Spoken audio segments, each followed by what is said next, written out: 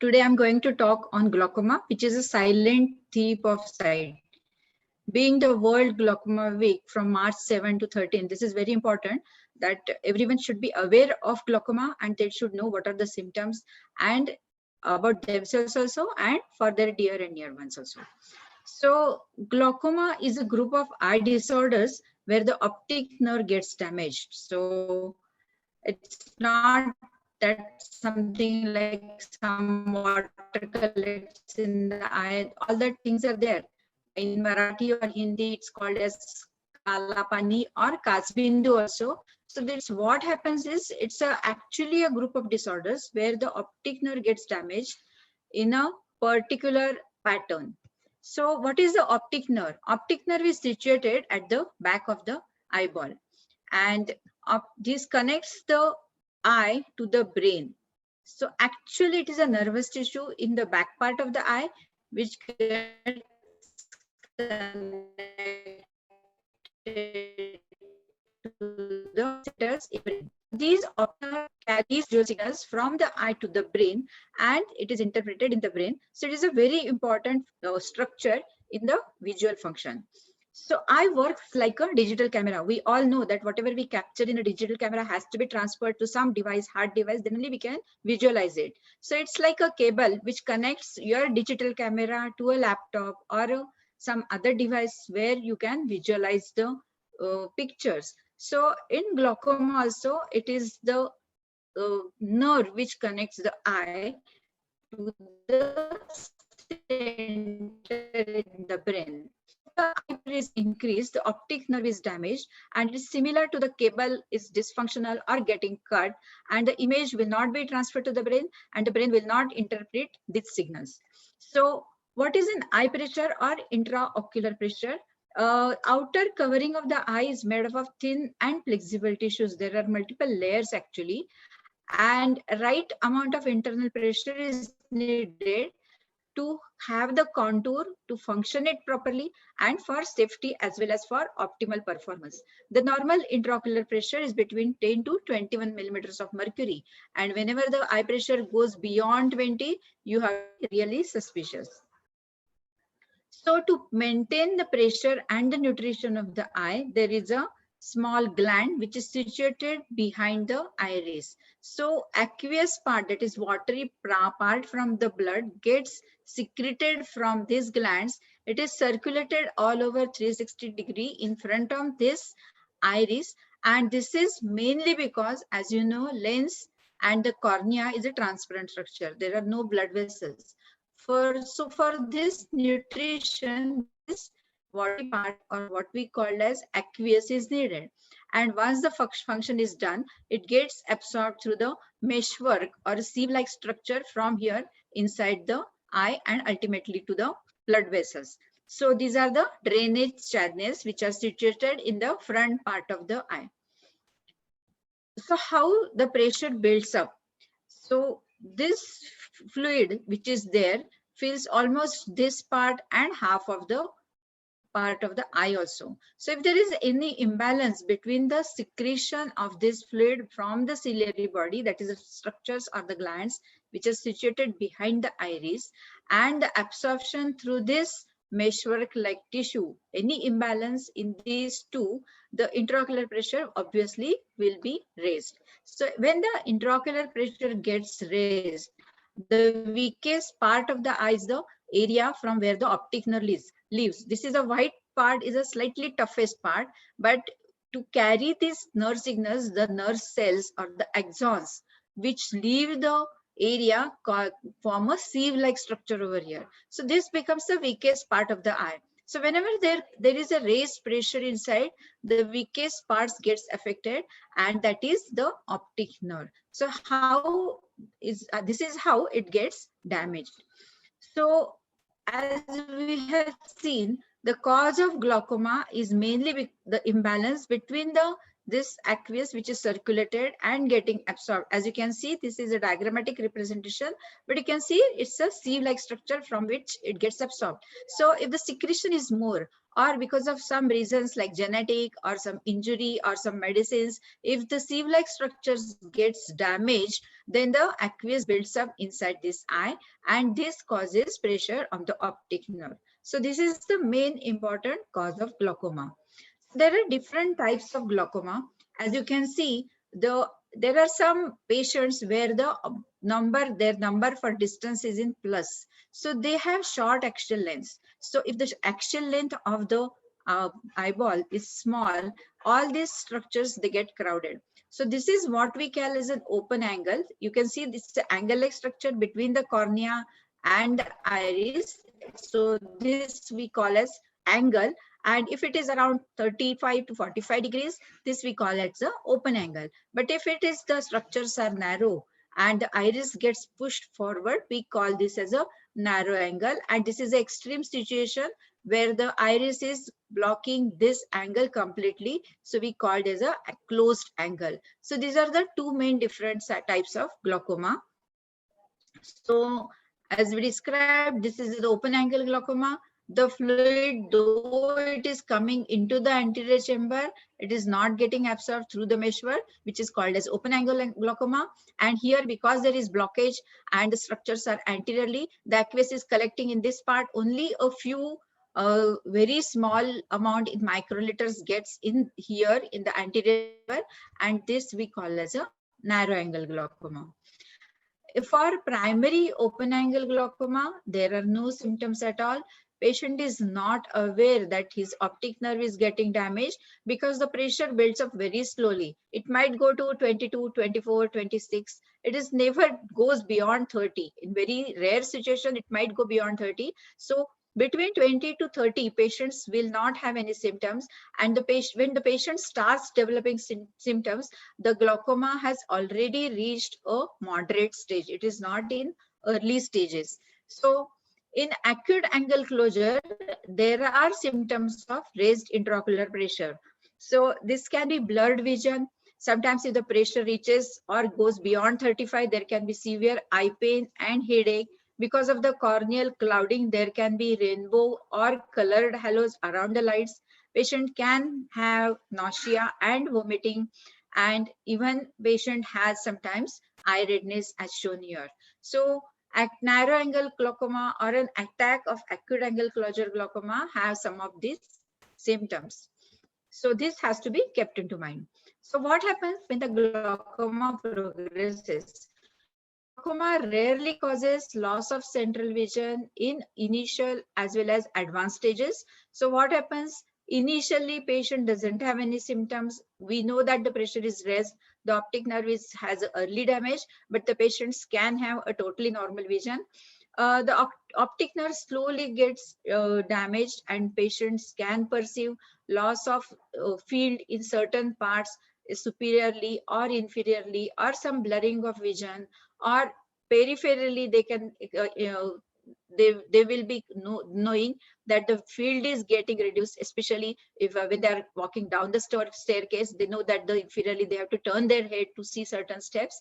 And the main important thing is that slowly the peripheral vision gets slowly goes down and down, and only the central tunnel of vision remains. So this is a very advanced stage of glaucoma, and it's very important to recognize these stages, because patients are not aware. Sometimes they feel that this will go away after some time, and literally it happens in early stages that patient feels there is bloodness, but may go after 2-3 days if the pressure comes back to normal again. So it's very important, if you experience any of these symptoms, to contact an ophthalmologist. So how is glaucoma diagnosed? Glaucoma is diagnosed with a comprehensive eye care examination. If you just go to check the number of your glasses, it may not be possible. So ophthalmologist or your eye doctor, if he wants to do certain tests, let him do, because that is the way early stages of glaucoma can be diagnosed. So first of all, the ophthalmologist will record an intraocular pressure. Then he will see an optic nerve head with a special lenses and see and document these lenses by just drawing these lenses on a paper. The third test which is required if there is suspicion of narrow angle or some damage even in the open angle, that test required is gonioscopy, where we can visualize the angle structures and note down how the angle is, where the trabecular meshwork is damaged, or whether there is lot of pigmentation in the angle. So these are the steps which are important. After this, if there is a suspicion of glaucoma, usually visual fields are advised, where we can know if the peripheral visual field is going down and in what degree and how much damage is there. So we can divide the glaucoma in early, moderate, or advanced stages. In advanced stages of glaucoma, as you know, only the central field is remaining. So certain tests to detect this central field and to see exactly how much decibel are remaining, we need to carry out certain further tests also in the visual field test itself. So there are certain advanced diagnostic tests, which is one is central corneal thickness. This is also important because if the cornea is thick, the pressure measured will always be slightly higher. So we want to know whether the high pressure is mainly because of the thick cornea. The other thing is that if the central corneal thickness is very thin, it becomes a risk factor for rapid development of glaucoma, because the pressure what we measure would be always low. So with low pressure also the optic nerve can gain damage. So central corneal thickness is very important. The next is optic nerve imaging. Here the optic nerve is done. There are few tests which are done. So where the optic nerve is evaluated in microns. So one of them is optical coherence tomography. So here the optic nerve, exactly its size, shape, the how much damage is there, and if there is any damage to the retinal nerve fiber layers is depicted very carefully and in microns, and this is very helpful to carry out and to see whether the patient is progressing or not. The next is optic nerve head photographs. This is done for documentation.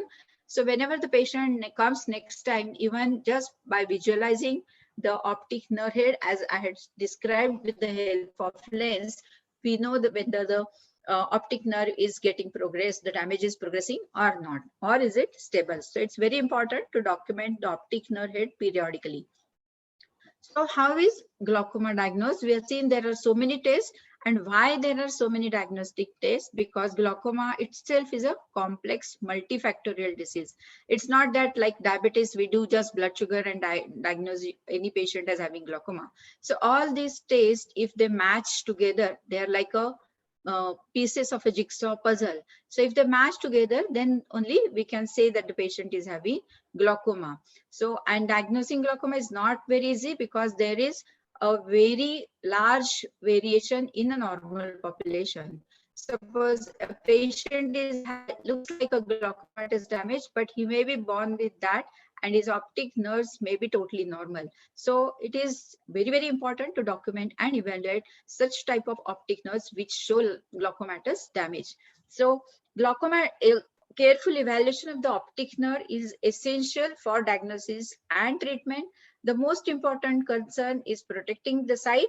And so we have to look for many factors, even the use of steroids. Suppose a patient is using steroids for his skin problem or even for its now or very early, like sometimes patients just go for allergy or some redness to a medical shop and they prescribe steroid drops. So we have seen the continuous use of steroid in any form can give rise to raised pressure, and hence this is important whenever you go to a doctor to reveal this history of steroid use in any form. Even for arthritis, some patients are using very low dose steroids, but they can develop glaucoma. So steroid use is also very important. So there are multiple factors involved in diagnosis of glaucoma. Early diagnosis of glaucoma is very important because whenever we diagnosed a glaucoma, we can start treatment and we can prevent further loss, because the loss which occurs is an irreversible loss. We cannot replace the eye in glaucoma in eye donation, because you need to cut the optic nerve if you want to replace the optic nerve, because many patients, they come to me with one eye blind, or there are some even young adults who because of the steroid use they are gone blind, and the parents say that can you replace the eye. So it is not at all possible to replace the eye. The most important thing is you have to be very vigilant if you are doing all these things. And with any small symptoms also, you need to get checked, especially if there is glaucoma in your family, you carry a very high risk of developing glaucoma. So early diagnosis, it's very, very important to prevent further damage. So how is glaucoma treated? The most easiest thing is medications with the help of drops. So eye drops is the easiest thing. If your pressure is maintaining with the help of eye drops, it's best thing that can be done. Laser surgery for certain amount, certain types of glaucoma, open angle glaucoma as well as narrow angle glaucoma, laser surgery is important minutes. And in narrow angle glaucoma especially, it is preventive, and the patients is like saved from losing and developing glaucoma. So laser is very important as a modality in glaucoma. Surgery is recommended when it is necessary, if the pressure is not getting control with the eye drops, if the optic nerve is getting damaged, even if the pressure is below 22. And the third thing is very young patients who cannot put drops for a very, very long time. Suppose a patient of, there are certain patients we call as juvenile glaucoma or congenital glaucoma. So they are born with glaucoma. So for these patients, we cannot prescribe drops for a lifelong, because it's the, if you prescribe drops, obviously they are not going to put for 70-80 years of their life. So surgery is needed. These are adult patients, when they are undergoing cataract surgery, we always give an option of doing a glaucoma surgery. And some patients where we know that they are going to progress very fast, so for them also surgery is advised. So who are all at the risk of glaucoma? All these people above the age of 40 years, patients having high blood pressure or diabetes, patients who have very high intraocular pressure initially, patients which are using, as I told, steroid in any form for a long duration, patients who have family history of glaucoma, patient who has had eye injury, not just a penetrating injury where you need to put stitches, but even a blunt trauma with a cricket ball or like a branch of a tree also can have, can the patient can develop glaucoma. Patients who have very high myopia, and or patients who have thinning of the optic nerve initially also, and patients who have thin central corneal thickness. So these are the patients who are at the risk of developing glaucoma, and they should do glaucoma testing very often, like every year they should uh, do this testing if they have glaucoma or not.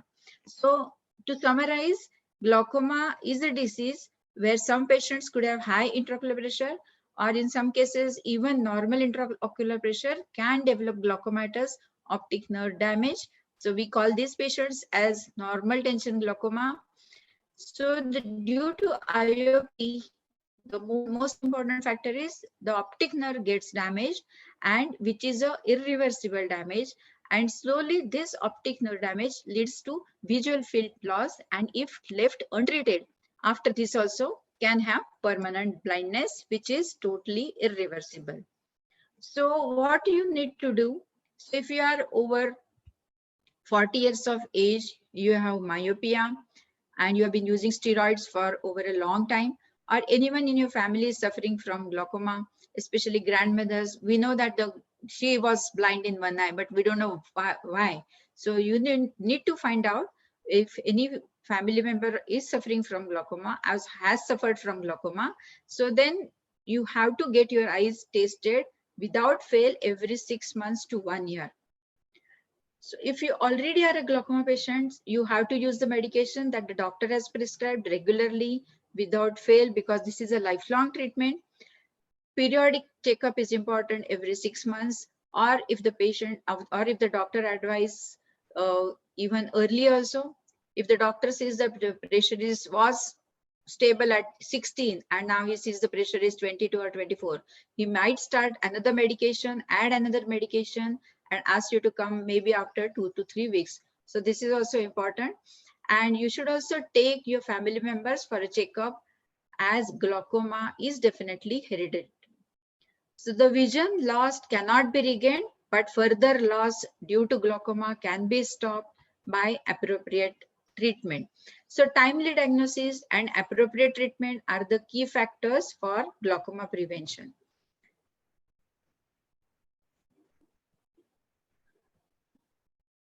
So thank you for this recording, and I hope this helps for patient education. Thank you.